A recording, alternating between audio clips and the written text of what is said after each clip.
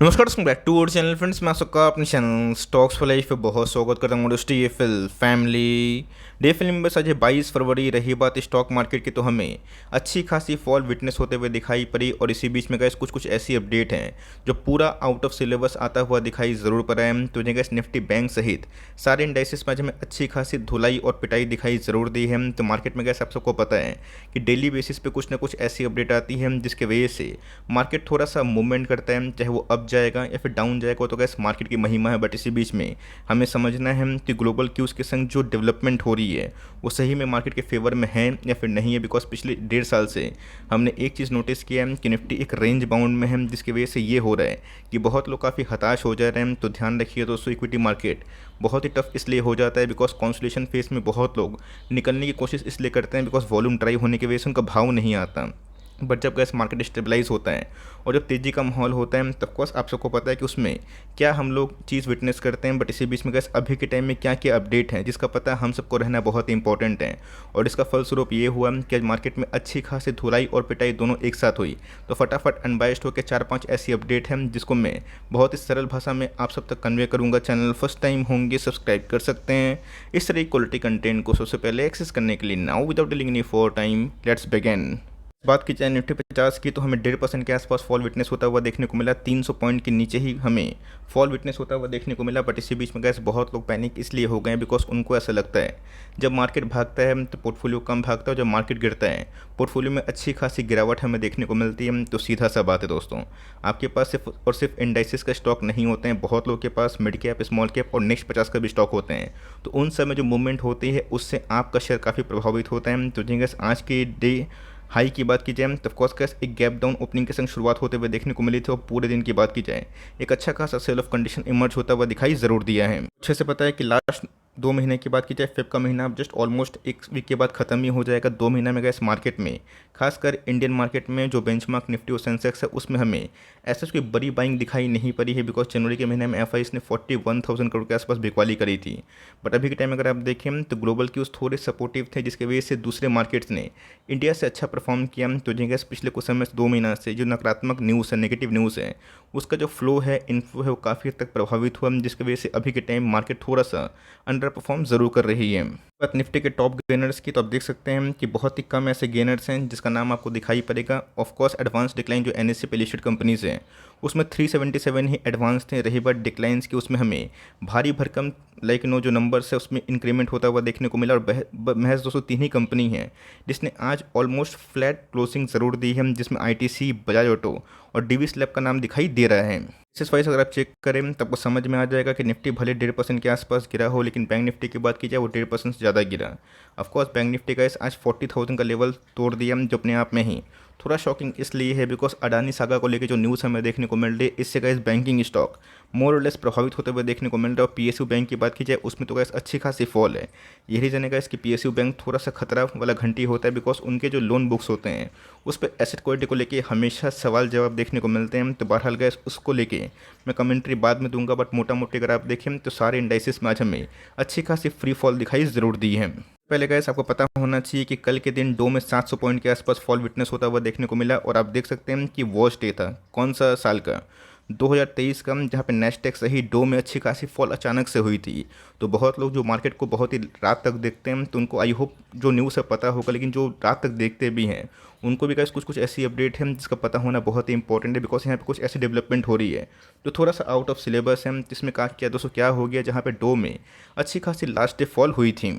हम सबको पता है कि रशिया यूक्रेन के मैटर की बात की जाए 1 साल हो चुका है। अब गैस कोई भी देश झगड़ा करेगा तब कोर्स वो एनिवर्सरी मनाने वाली तो बात होती नहीं है, लेकिन यस आप सबको अच्छे से पता है कि यूएस प्रेसिडेंट हिस्ट्री में जो बाइडेन जैसा कमज़ोर प्रेसिडेंट गैस शायद ही आपको देखने को मिला होगा। और ऑफकोर्स इनका जो हीरोइक एक्ट था कि 1 साल पूरा हो गया है, पोलैंड से मैं सीधा डाइव मार के यूक्रेन जाऊँगा, थोड़ा सा हीरोइक एक्ट थोड़ा शो करूँगा। तो गैस कल इस न्यूज़ से क्या हुआ, रशिया का सेंटीमेंट बहुत ही ख़राब हुआ, जिसकी वजह से गैस जो न्यूक्लियर डील थी रशिया यूएस में वो भी टूटते हुए देखने को मिली। और ऑफकोर्स गैस जो बाइडन ने यहाँ पे कोई फनी स्टेटमेंट दिया कि Ukraine will never be a victory for Russia. तो मैं ये नहीं चाहता गैस कि रशिया जीत जाए यूक्रेन हार जाए, जो होगा वो तो गैस ईश्वर की मर्जी होगी। बट येस आप सबको पता है कि पूरा जो फसाद का जड़ है खासकर यूएस बाज़ार में ही हमें देखने को मिल रहा था।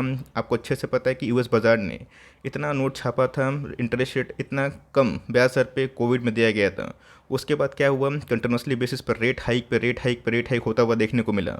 और ऑफ कोर्स आपको पता है कि रशिया यूक्रेन का मैटर गैस अपने आप में सुलझ जाता अगर ट्रम्प होते हैं, बट वो सुलझा नहीं, उसको और भी उलझाते हुए दिखाई पड़ रहे हैं। तब कोर्स गैस आपके बगल से कोई अगर स्नेक, जिसको हम लोग सांप बोलते हैं, अगर वो पास करेगा, मैं एग्जांपल दे रहा हूँ, तो अगर आप उसको छेड़छाड़ ना करें तो 95 से 99% के आसपास प्रोबेबिलिटी है कि वो बिना काटे हुए सीधा अपने रास्ता की तरफ चला जाएगा। बट येस, अगर आप उसको छेड़ दिए, अगर आप उसको लाठी मार दिए, अगर आप उसको डिस्ट्रॉय नहीं किए, ख़त्म नहीं किए, वो गैस गारंटी से आपको डसने की कोशिश करेगा। तो यहाँ पे गैस क्या हो रहा है, जहाँ पे एक समय लोग भूल चुके थे कि रशिया यूक्रेन का मैटर कुछ था भी, एक साल में गैस काफ़ी लोग बोर भी हो गए होंगे, परेशान भी हो गए, क्या न्यूज़ आ रही है छोड़ो। लेकिन इसी बीच में गैस अगर कल की जो कमेंट्री थी और कल का जो सीधा ये पहुँचे यूक्रेन में अपना हीरोइक एक्ट दिखाने के लिए, ये चीज़ सही नहीं हुई। और जिसकी वजह से गैस रशिया का जो काउंटर अटैक है वो तो आना लाजमी सी बात है। काउंटर अटैक से गैस मैंने क्या बताया कि हमारा बाजार पे इम्पैक्ट होता है। मैंने आपको सिंपल से एक बात समझाने और सिखाने की कोशिश की है।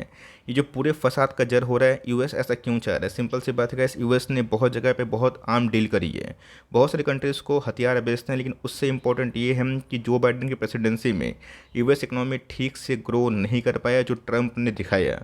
इसका मतलब ये नहीं कि मैं ट्रंप को सपोर्ट कर रहा हूँ, बाइडेन के अगेंस्ट में हूँ, लेकिन यस, बाइडेन की दोस्तों कुछ ऐसी एक्टिविटी है जो सीधा सीधा ये इंडिकेट कर रही है कि अपने यूएस मार्केट में जो स्लो डाउन या फिर जो इकोनॉमिक डिजास्टर उन्होंने पैदा किया, जस्ट लाइक सी जिनपिंग, उसको छुपाने के लिए रशिया को दोस्तों हवा दिया जा रहा है। और इसी की वजह से वो थोड़ा सा अपना जो इमेज है उसे चमकाने की कोशिश कर रहे हैं। तो सिंपल सी बात है गैस, यहाँ पे उनकी जो राजनीति है उस पर भी सवाल जवाब हो गए हैं। बिकॉज आपको पता है कि बिलियंस ऑफ डॉलर्स यूक्रेन को यूएस ने दिए हैं। अब सिंपल सी बात है गाइस, यूएस कांग्रेस ने सवाल उठाया, ये पैसे सही में लोगों के पास पहुंच रहे हैं या फिर इसमें कुछ करप्शन हो रहा है।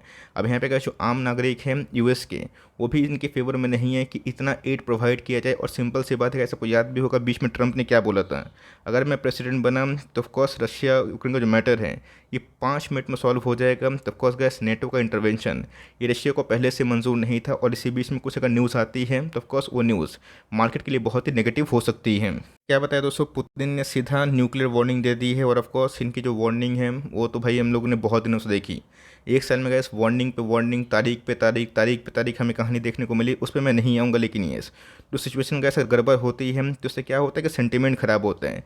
सेंटीमेंट ख़राब होता है तो उससे क्या होता है गैस कि जो बड़ी कंट्री है, बड़ी इकनॉमी है, जो ऑफकोर्स तेल निर्यात करती है, बेचती है, आपको पता है कि रशिया को कोई छोटी मोटी कंट्री समझने गलती ना करे। रशिया का इस एक्सपोर्टर है किसका, तेल का, नेचुरल गैसेस का। ऑफकोर्स गैस अगर उसका डिस्टर्बेंस होता है तो सप्लाई चेन में फिर से प्रॉब्लम आएगा और इसका फल ये होगा कि इन्फ्लेशन फिर से बेकाबू हो सकता है। पहले अगर आप देखें तो फेड की गैस कुछ कमेंट्री ऑफकोर्स आने वाली है और यहाँ पे गैस बहुत ही बड़ी अपडेट है। अब ये अपडेट इंपॉर्टेंट क्यों हो जाती है, आपको याद होगा कि जो लास्ट महीना का सीपीआई इन्फ्लेशन इस बार आया यूएस बाजार का, इंडियन बाजार का, उम्मीद से थोड़े बढ़ते हुए देखने को मिले। अब यहाँ पे गए जहाँ पे लोग उम्मीद कर रहे थे कि फर्दर रेट हाइक शायद ना हो, यहाँ पे ये पॉज कर देंगे। फिर बहुत लोग एस्टिमेट कर रहे थे कि शायद एक बार फर्दर रेट हाइक हो 0.25% बेसिस का। अब दोस्तों बहुत सारे एनालिस्ट का मानना है कि 0.25 करके इंटू 3 मतलब 3 बार आने वाले कल में और भी हो सकता है, जिसका फल ये होगा कि 0.75% के आसपास हो जाएगा। मतलब गाइस ये 42 साल के इतिहास में पहला बार होगा जहाँ पे इतना शॉर्ट इंटरवल पे इतना तेज रेट हाइक करने की आवश्यकता यूएस बाजार में दिखाई पड़। इसका मतलब सीधा सा बात है कि डिमांड अभी भी टूट नहीं रहा है, लोग अभी भी खर्च कर रहे हैं, लोग खर्च करेंगे तो इन्फ्लेशन कंट्रोल नहीं आएगा। और ऑफकोर्स जब तक इन्फ्लेशन कंट्रोल नहीं आएगा रेट हाइक का साइकिल चलेगा। और ऑफकोर्स मार्केट में क्या जो डिस्टर्बेंस है और जो स्लो डाउन है वो पूरा क्लियरली विजिबल होता हुआ दिखाई दे सकता है। अगर आप देखें आरबीआई का जो पैनल है, जो रेट सेटिंग पैनल है, वो भी 22 तारीख को लेटर ऑन इवनिंग में अपना जो डिसीजन है शायद से मार्केट को छोड़ सकता है। तो ऑफकोर्स गाइस इन सब न्यूज़ की वजह से मार्केट में काफ़ी निगेटिविटी फैली होते हुए देखने को मिल रही है। बिकॉज लोगों को लगता है कि फर्दर अब रेट हाइक फिर से अगर एक आध बार हुआ, ये मार्केट इसको डाइजेस्ट नहीं कर पाएगा। जब मार्केट ने गाइस 2008 की मंदी झेल ली, 2020 को झेल लिया, तो ऐसा नहीं कि ये सब गाइस लाइक एक ऐसा है जो कंट्रोल नहीं हो सकता है, इसका भी उपाय है। लेकिन यस, जो अडानी ग्रुप को लेकर गए जो न्यूज़ का इन सिलसिला देखने को मिल रहा है, जहाँ पे को पता है कि हिंडनबर्ग ने फिर से उन पर निशाना साधने के लिए बहुत सारे रिपोर्ट्स पब्लिश किए हैं, जिसकी वजह से आज अडानी ग्रुप के टॉप क्लास शेयर्स में अच्छी खासी फिर से फ्री फॉल दिखाई ज़रूर दी है। लेकिन मैं गैस मैं यही बोलूँगा कि अभी के टाइम जो मार्केट है बहुत ही पेनफुल है। बिकॉज देखिए ये गैस जो टाइम वाइज करेक्शन होता है अपने आप में बहुत लोग के लाइक फेवर में नहीं होता है। बिकॉज बहुत लोग क्या सोचते हैं कि निवेश मैंने किया, 1 साल में कितने पैसे बन रहे हैं। यही तो गैस मार्केट का सबसे बड़ा कैच है।